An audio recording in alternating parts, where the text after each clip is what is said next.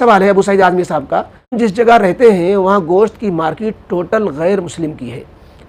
तो क्या हमारा उनके यहाँ से गोश्त ख़रीद कर खाना जायज़ है? जबकि वो कहते हैं कि मुस्लिम का ज़िबा किया हुआ है, तो क्या बिला तहक़ीक़ उनकी बात मान ली जाएगी? ये नाजुक मसला है।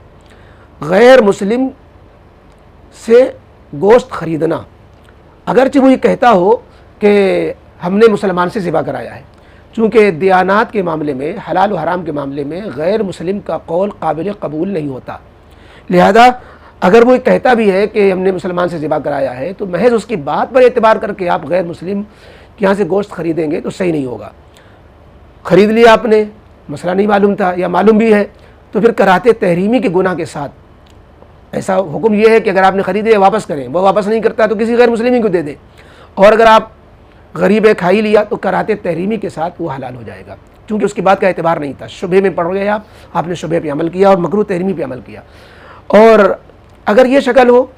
कि कोई मुसलमान आपसे कहता है या लोगों में मालूम है कि फ़लाना मुसलमान इसके बकरों को, मुर्गों को ज़िबा करता है और इसकी दुकान पे आके दे जाता है, फिर ये उसकी बोटी बकरे करके बेचता है,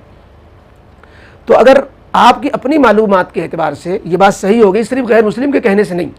मुसलमान ने बताया या लोगों ने बताया जो मुसलमान थे कि ये फ़लाने मुसलमान से ज़िबा करा के बेचता है, तब आपका गोश्त गैर मुस्लिम की दुकान से ख़रीदना दुरुस्त हो गया। इसी तरीके से गैर मुस्लिम के होटल में आप खाना खाते हैं गोश्त का, उसका भी यही मसला होगा कि अगर ये मालूम हो जाए कि ये गोश्त फ़लाने मुसलमान के यहाँ से आता है तो आपके लिए खाना जायज़ हो जाएगा। नहीं आपको मालूम है तो आपका क़ल्ब अगर मुतमईन नहीं हो रहा है तो सिर्फ गैर मुस्लिम के कौल पर बुनियाद रख कर उसको हलाल नहीं समझ सकते, उसकी बात का एतबार नहीं कर सकते।